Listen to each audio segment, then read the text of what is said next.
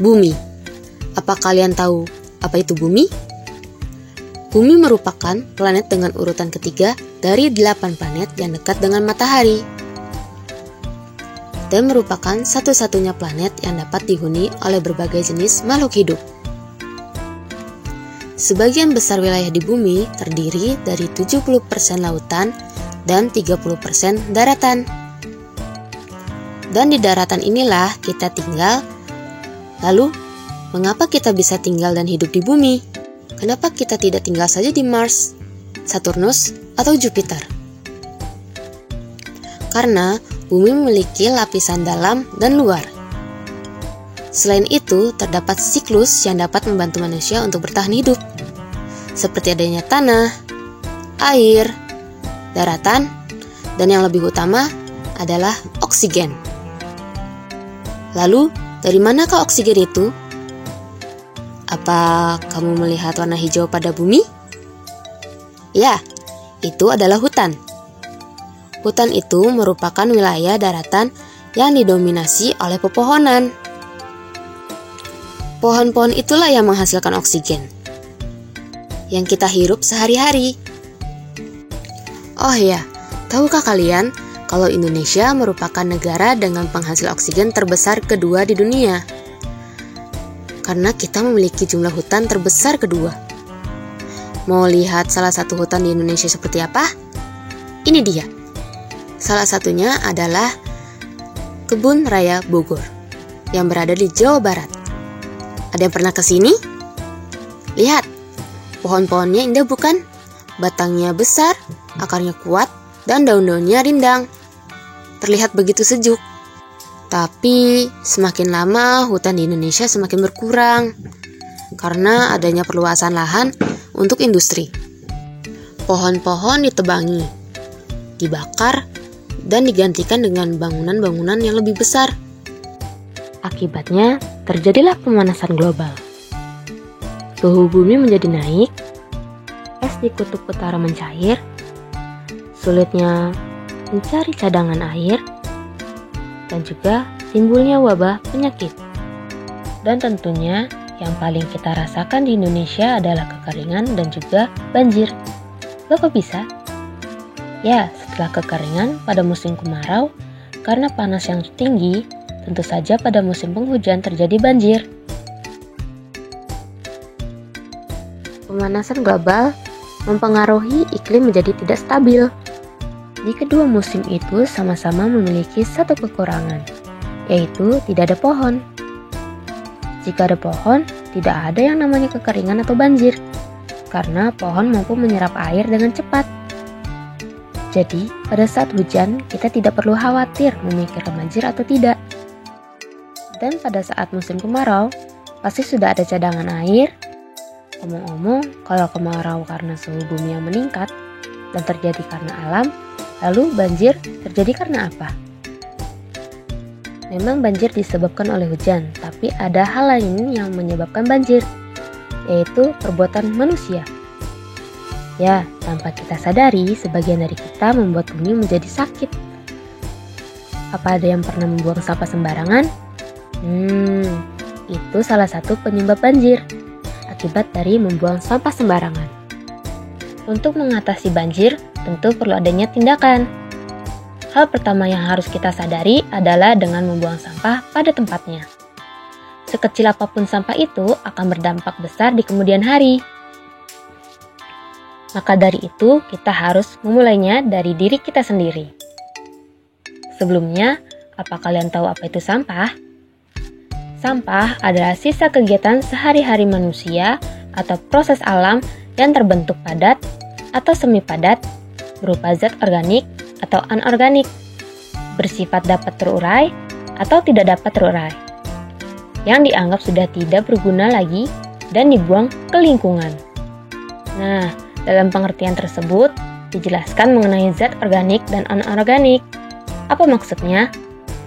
Namun, pada saat kita ingin membuang sampah, tentunya kita harus tahu jenis-jenis sampah yang akan kita buang.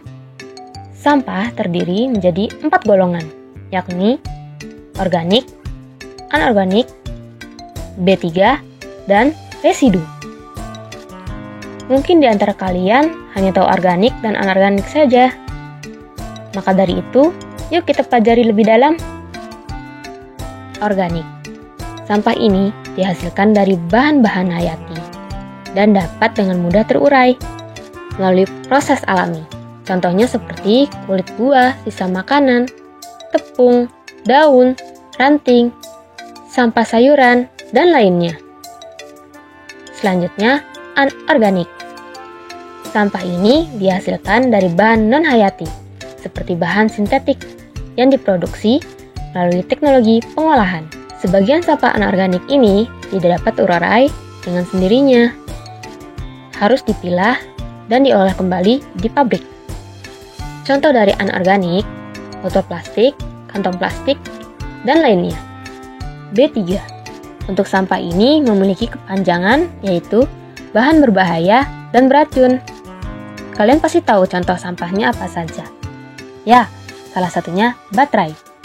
Selain itu, ada limbah dari kaleng obat-obatan yang mengandung cairan hingga gas, benda elektronik yang mudah terbakar, dan masih banyak lainnya. Lalu, bagaimana cara terurainya? Sama seperti anorganik, sampah B3 ini perlu dibawa ke tempat khusus untuk diurai melalui teknologi pengolahan agar bisa menghasilkan kembali barang baru. Yang terakhir, residu. Untuk satu ini tidak bisa kembali didaur ulang. Contohnya tisu basah, popok bayi, masker, puntung rokok, styrofoam, plastik yang berminyak, dan lain-lain. Organik biasanya berwarna hijau. Biasanya didaur ulang menjadi pupuk kompos. Anorganik berwarna kuning. Bisa didaur ulang atau digunakan kembali sesuai kebutuhan. B3 berwarna merah. Kalian bisa membawanya ke tempat TPS 3R. Residu berwarna abu-abu. Yang ini mungkin kita jarang temui ya. Tapi kalian bisa membuangnya di TPA atau tempat pembuangan akhir. Kini kalian sudah paham mengenai jenis-jenis sampah. Sekarang kita kenali yuk pengolahan sampah dengan konsep 3R. Reuse, reduce, dan recycle. Reuse, menggunakan kembali, yaitu penggunaan kembali sampah secara langsung, baik untuk fungsi yang sama maupun fungsi yang lain. Contohnya, kaleng susu bayi, biasanya bisa digunakan menjadi tempat untuk tanaman. Reduce, mengurangi, yaitu mengurangi segala sesuatu yang menyebabkan timbulnya sampah, seperti membawa botol minum dari rumah, membawa paper bag, dan wadah makanan. Terakhir, recycle, mendaur ulang, yaitu memanfaatkan kembali sampah setelah mengalami proses pengolahan. Contohnya, plastik-plastik minuman atau plastik makanan yang dapat diolah menjadi sebuah tas, dompet, topi, dan lainnya. Oh ya, apa kalian tahu kalau sampah memiliki bank? Bank sampah merupakan program yang di dalamnya memanfaatkan prinsip 3R tadi. Program ini dibuat untuk mendidik sebagian masyarakat dan membantu masyarakat dalam mengolah sampah. Karena selain membantu alam dan sekitar, dengan mengumpulkan sampah, kita bisa menghasilkan pendapatan. Sampah yang dapat diterima oleh bank adalah kategori sampah kering, sampah plastik, kertas, logam, dan kaca. Setelah sampah kering warga mencapai minimal 1 kg, sampah tersebut baru bisa dibawa ke bank sampah untuk disetorkan. Dengan begitu, dampak dari sampah pun ikut berkurang. Selain banjir, sampah memiliki dampak lain, yakni penyakit diare, kolera, tifus yang menyebar dengan cepat karena virus yang berasal dari sampah. Penyakit jamur dapat juga menyebar. Selain itu, contohnya adalah suatu penyakit yang disebabkan oleh cacing pita. Menurunnya kenyamanan bertempat tinggal akibat penumpukan sampah, terganggunya aktivitas ekonomi, dan rusaknya ekosistem laut dan darat. Sekian video mengenai Aku Sayang Bumi.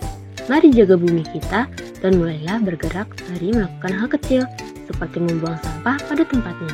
Dengan begitu, kamu telah membantu bumi untuk tetap kuat. Yuk sayangi bumi kita. Wassalamualaikum warahmatullahi wabarakatuh.